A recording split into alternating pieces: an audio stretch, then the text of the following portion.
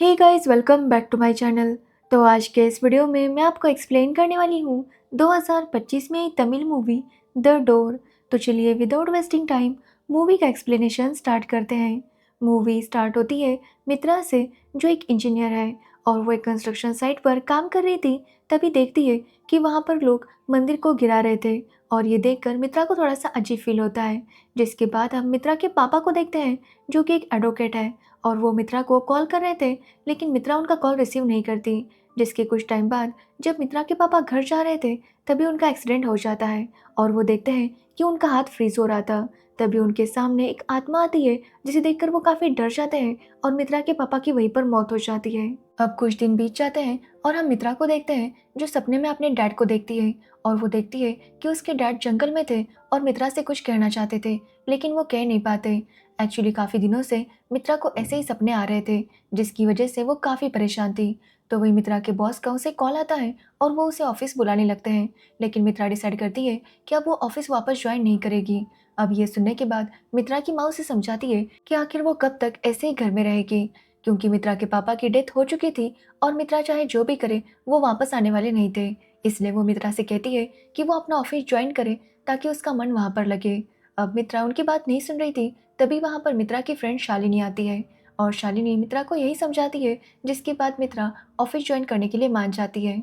लेकिन मित्रा के मन में काफ़ी गिल्ट था कि उसने उस दिन अपने पापा का कॉल रिसीव नहीं किया था, जिसकी वजह से उसे अच्छा नहीं लग रहा था।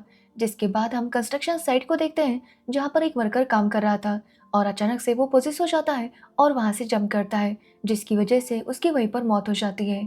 तो वही मित्रा अपने बॉस के कहने पर एक दूसरे शहर के कंस्ट्रक्शन साइट पर आती है, जहाँ पर उसे काम करना था।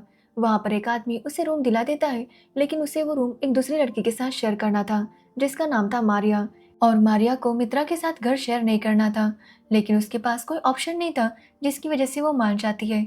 लेकिन वो मित्रा के साथ बहुत ही रूडली बिहेव किया करती थी, लेकिन मित्रा हमेशा उसके साथ अच्छे से बिहेव करती। जिसके बाद अगले दिन जब मित्रा साइट पर जाने लगती है, तो वो देखती है कि उसका ड्राइवर काफ़ी परेशान था। एक्चुअली ड्राइवर की वाइफ प्रेग्नेंट थी और उसे हॉस्पिटल लेकर गए थे, जिसकी वजह से ड्राइवर को भी वहाँ पर जाना था। अब जैसे ही मित्रा को इसके बारे में पता चलता है, वो ड्राइवर से कहती है कि वो हॉस्पिटल चला जाए। जिसके बाद मित्रा साइट पर आती है और सब कुछ चेक करने लगती है। वो वहाँ के साइट इंजीनियर से बात कर ही रही थी कि फिर से एक वर्कर को पोजेस किया जाता है और उसकी जान चली जाती है। ये देखकर मित्रा भी काफ़ी शॉक थी कि तभी वहाँ पर पुलिस को भी बुलाया जाता है और यहाँ पर मित्रा को पता चलता है कि अब तक ऐसा 3 बार हो चुका है। मतलब 3 बार वर्कर ने इसी तरह से जंप किया है, जिसकी वजह से उनकी मौत हो गई थी। तभी मित्रा को उसके ड्राइवर का कॉल आता है और वो मित्रा को बताता है कि वो उसे लेने के लिए नहीं आ सकता, क्योंकि हॉस्पिटल में इमरजेंसी है और उसे वहाँ पर रुकना पड़ेगा। अब ये सुनकर मित्रा कहती है कि वो चिंता ना करे, वो सब कुछ मैनेज कर लेगी। जिसके बाद वहाँ पर पुलिस वाले भी आते हैं, क्योंकि वहाँ पर एक और एक्सीडेंट हुआ था। वहाँ का पुलिस ऑफिसर मित्रा से कहता है कि रात काफ़ी हो चुकी है, इसलिए मित्रा को अब यहाँ पर नहीं रुकना चाहिए।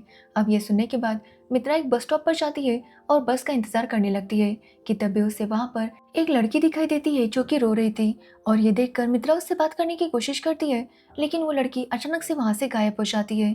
कि तभी वहाँ पर फिर से वो पुलिस ऑफिसर आता है और मित्रा से कहता है कि उसे यहाँ पर नहीं रुकना चाहिए। तो मित्रा कहती है कि उसकी फ्रेंड शालिनी उसे पिक करने के लिए आने वाली है। अब ये सुनकर पुलिस ऑफिसर उसे कहता है कि वो जल्दी से यहाँ से निकल जाए। तभी वहाँ पर शालिनी और उसका बीएफ आते हैं और मित्रा उनके साथ जाने लगती है। मित्रा शालिनी को बताती है कि कंस्ट्रक्शन साइट पर इस तरह से वर्कर की जान गई। अब ये सुनने के बाद शालिनी के बीएफ को थोड़ा सा डाउट होने लगता है, क्योंकि इस तरह से 4 हादसे लगातार हुए थे। जिसके बाद मित्रा अपने घर पर आती है, तो मारिया उसे बातें सुनाने लगती है कि वो रोज मित्रा का इतनी देर तक इंतजार नहीं कर सकती, इसलिए उसे टाइम पर घर पर आना होगा। साथ ही मारिया मित्रा को घर की कीज भी दे देती है। जिसके बाद मित्रा अपने रूम में जाकर रेस्ट करने की कोशिश करती है, लेकिन उसे फिर से कुछ आवाज़ आती है। वो जब यहाँ वहाँ चेक करने लगती है, तो वहाँ पर कोई भी नहीं था, लेकिन हम देखते हैं कि वहाँ पर फिर से एक साया था, जिसे मित्रा देख नहीं पाती। अब अगले दिन मित्रा देखती है कि मारिया के सर पर चोट लगी थी। वो जब मारिया को इसके बारे में पूछती है, तो मारिया कहती है कि उसे कबड़ लग गया था। जिसके बाद मित्रा अपने रूम में जाकर टेम्पल के डिजाइन बनाने लगती है कि तभी फिर से उसे एक साया दिखाई देता है, जिसे देखकर मित्रा काफी डर गई थी। तो वही हम एक आदमी को देखते हैं, जो मित्रा के घर के बाहर से गुजर रहा था और उसे भी वो साया दिखाई देता है, लेकिन उनका वॉचमैन उस आदमी को वहां से भगा देता है। लेकिन जब वॉचमैन वहां पर देखता है, तो वहां पर कोई भी साया नहीं था। जिसके बाद हम मारिया को देखते हैं जो रात को सो रही थी, लेकिन अचानक से वो उठ जाती है और कबर्ड पर अपना सर पीटने लगती है, यानी कि उसे पोजेस किया गया था। अब अगले दिन मित्रा देखती है कि मारिया को फिर से चोट लगी थी और ये देखकर वो काफी शॉक थी। अब मित्रा डॉक्टर को बुलाती है तो डॉक्टर मित्रा से कहती है कि उसे मारिया का ख्याल रखना होगा। जिसके बाद मित्रा आज ऑफिस में छुट्टी लेती है और मारिया का ख्याल रखती है।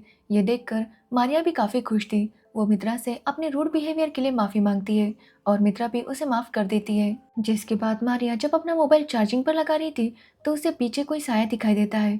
ये देखकर मारिया काफी डर जाती है और रूम से बाहर निकलने की कोशिश करने लगती है, लेकिन दरवाजा अपने आप बंद हो जाता है, जो देखकर वो चीख पड़ती है। अब मित्रा यह आवाज सुनकर मारिया के रूम में आती है तो देखती है कि मारिया काफी डरी हुई थी। यहाँ पर मारिया मित्रा को बता देती है कि उसने अपने रूम में किसी का साया देखा। अब ये देखकर मित्रा को यकीन हो जाता है कि जरूर यहाँ पर कोई प्रॉब्लम है। जिसके बाद वो मारिया से पूछती है कि आखिर पहले वो उसके साथ इतना रूडली बिहेव क्यों करती थी। तो मारिया बताती है कि जब वो छोटी थी तो उसके पेरेंट्स ने उसे छोड़ दिया था, जिसकी वजह से उसे लोगों से नफरत होने लगी और वो किसी से भी ठीक से बात नहीं किया करती थी।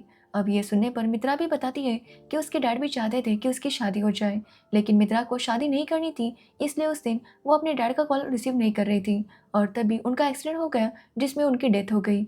और तब से मित्रा एक गिल्ट में जी रही है कि उस दिन उसे अपने पापा के साथ बात करनी चाहिए थी। अब रात को जब मित्रा सो रही थी तो उसे माँ और बेटी का साया नजर आता है और ये देखकर वो बहुत ज्यादा डर जाती है। अगले दिन वो शालिनी को इस साये के बारे में सब कुछ बताने लगती है, लेकिन शालिनी कहती है कि शायद मित्रा का ये भ्रम होगा, लेकिन मारिया कहती है कि उसने भी साया को देखा था। जो सुनने के बाद शालिनी को मित्रा और मारिया की बातों पर यकीन होने लगता है और वो कहती है कि उसका बीएफ भूतों के बारे में बहुत कुछ जानता है, इसलिए उन्हें एक बार उसे यहाँ पर बुलाना चाहिए। अब मित्रा पहले तो इसके लिए नहीं मान रही थी, लेकिन शालिनी के कहने पर वो मान जाती है। जिसके बाद शालिनी का बीएफ वहाँ पर आता है और मित्रा से बातें करने लगता है। तब उसे एक साया नजर आता है जिसके बारे में वो मित्रा को कुछ भी नहीं बताता। वो मित्रा से कहता है कि उन्हें पता करना होगा कि आखिर किसका साया है जो मित्रा को परेशान कर रहा है, और हो ना हो वो साया मित्रा से कुछ कहना चाहता है। अब मित्रा बताती है कि उसने पहली बार उस साया में की लड़की को बस स्टॉप पर देखा था, जिसकी वजह से वो सभी लोग बस स्टॉप पर चले जाते हैं। लेकिन वहां पर बस स्टॉप का हाल देखकर मित्रा काफी शॉक थी, क्योंकि रात को उसने देखा था कि बस स्टॉप की हालत काफी ज्यादा खराब थी, लेकिन आज वो देखती है कि बस स्टॉप तो नया है। ये देखकर मित्रा काफी शॉक थी कि कल रात वो क्या सच में इसी बस स्टॉप पर थी। अब ये सुनकर शालिनी का बीएफ उसे कहता है कि शायद उस भूत ने ही मित्रा को ऐसा दिखाया होगा कि ये बस स्टॉप पुराना है, क्योंकि हो सकता है कि यहाँ पर ही कुछ हुआ होगा।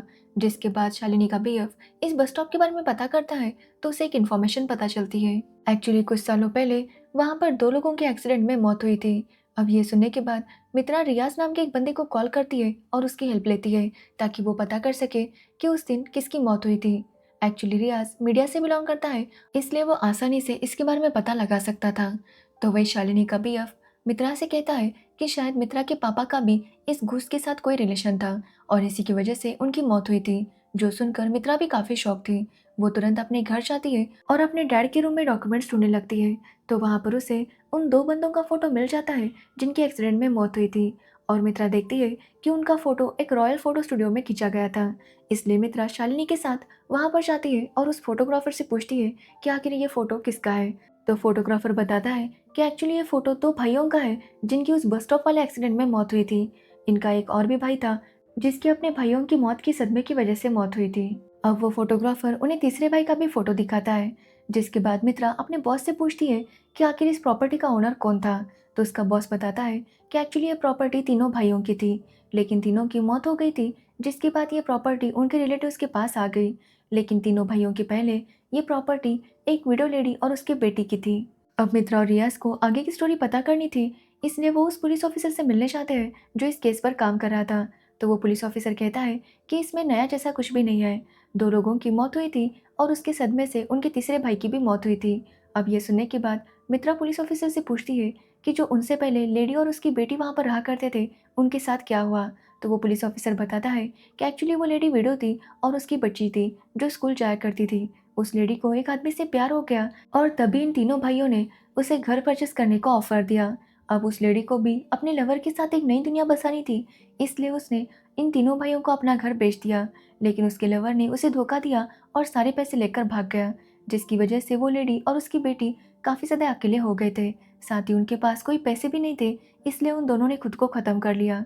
अब ये सुनने के बाद मित्रा काफ़ी शॉक थी। उसे डर था कि कहीं उसके पापा ही उस लेडी के लवर ना हो।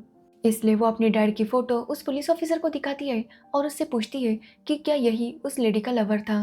लेकिन वो पुलिस ऑफ़िसर कहता है कि ये वो नहीं था। उसे बस इतना पता है कि उस लेडी के लवर का नाम राम था। अब ये सुनने के बाद मित्रा फिर से सोच में पड़ जाती है कि आखिर उसके पापा का इस सब के साथ क्या कनेक्शन था। जिसके बाद हम पुलिस ऑफ़िसर को देखते हैं जो अपने रूम में बैठा था कि तभी अचानक से उसके हाथ भी फ्रीज़ होने लगते हैं और उसके सामने भी एक साया आता है जो उसे बहुत ही बुरी तरीके से मार देता है। अब जब इसके बारे में मित्रा को पता चलता है तो वो यही सोचने लगती है कि आखिर उस पुलिस ऑफिसर की डेथ कैसे हुई होगी। तो रियाज कहता है कि ज़रूर किसी ने उसे मारा होगा। रियाज का कहना था कि उस पुलिस ऑफिसर को सब कुछ सच पता था, लेकिन उसने उन्हें ज़्यादा कुछ नहीं बताया और शायद इसी वजह से उसे मारा गया था। जिसके बाद मित्रा देखती है कि उन तीनों भाइयों ने जब उस घर को खरीदा था तो उसमें एज ए विटनेस मित्रा के डैड की साइन थी और ये देखकर वो समझ जाती है कि इसी साइन की वजह से मित्रा को भी वो घूस दिखाई दे रहा है, क्योंकि इस वजह से ही मित्रा के डैड भी इस केस से कनेक्टेड थे और उनकी वजह से मित्रा भी इस केस से कनेक्टेड है। तो वही रियाज राम के बारे में पता करने की कोशिश करता है तो उसे पता चलता है कि राम को एज ए सस्पेक्ट अरेस्ट किया गया था। जिसके बाद कुछ टाइम तक वो जेल में रहा था जहाँ पर उसकी दोस्ती रवि नाम के बंदे से हुई थी। जिसके कुछ टाइम बाद रवि और राम दोनों एक साथ ही जेल से रिलीज हुए थे, लेकिन उसके बाद वो कहाँ गए इसके बारे में किसी को भी पता नहीं था। जिसके बाद ये लोग रवि के गांव के बारे में पता करते हैं और उसके गांव जाकर रवि के बारे में पूछताछ करने लगते हैं। अब गांव वालों को रवि के बारे में तो पता था, लेकिन कोई भी राम को नहीं जानता था। जिसके बाद वो लोग राम के बारे में पता करने की कोशिश करते हैं, लेकिन उन्हें राम के बारे में कुछ भी पता नहीं चलता। लेकिन एक बंदा कहता है कि रवि के साथ राम तो नहीं, लेकिन जॉर्ज नाम का एक बंदा आया था जिसे रवि ने अपनी दुकान चलाने के लिए दी थी। जिसके कुछ टाइम बाद रवि की मौत हुई थी, लेकिन जॉर्ज अभी तक वो दुकान चलाता है। अब ये सुनने के बाद मित्रा डिसाइड करती है कि वो जॉर्ज से जाकर बात करेगी। जिसके बाद वो जॉर्ज से मिलने के लिए जा रही थी कि तभी वो देखती है कि जॉर्ज होटल से खाना खाकर दिल्ली जाने के लिए निकल चुका था। जो देखने के बाद मित्रा तुरंत उसे फॉलो करने लगती है और आखिरकार वो जॉर्ज के घर पर पहुंच जाती है। जिसके बाद वो जॉर्ज से राम के बारे में पूछने लगती है। तो वही हम रियाज को देखते हैं जिसको डाउट था कि अब तक जितने भी मर्डर हुए हैं वो सारे मित्रा ने किए हैं। उसे लग रहा था कि मित्रा ही इस सब के पीछे है, लेकिन मित्रा के दोस्त उसे समझाने की कोशिश करते हैं कि ये जो कुछ भी कर रहा है वो कोई आत्मा है, लेकिन रियाज को उनकी बातों पर भरोसा नहीं था। जिसके बाद हम मित्रा को देखते हैं जो जॉर्ज से राम के बारे में पूछती है। तो जॉर्ज कहता है कि राम कोई और नहीं बल्कि वही है। यहाँ पर हमें पता चलता है कि उस लेडी के घर के सामने ही राम का घर था और राम हमेशा उनकी मदद करता था, जिसकी वजह से उसने उस लेडी का और उसकी बेटी का भरोसा जीत लिया था। साथ ही ये तीन भाई हमेशा उस लेडी को परेशान किया करते थे क्योंकि उन्हें वो घर खरीदना था, लेकिन वो लेडी अपना घर बेचना नहीं चाहती थी। अब एक दिन राम इन तीनों भाइयों को धमकाता है और वहां से इन तीनों को भगा देता है।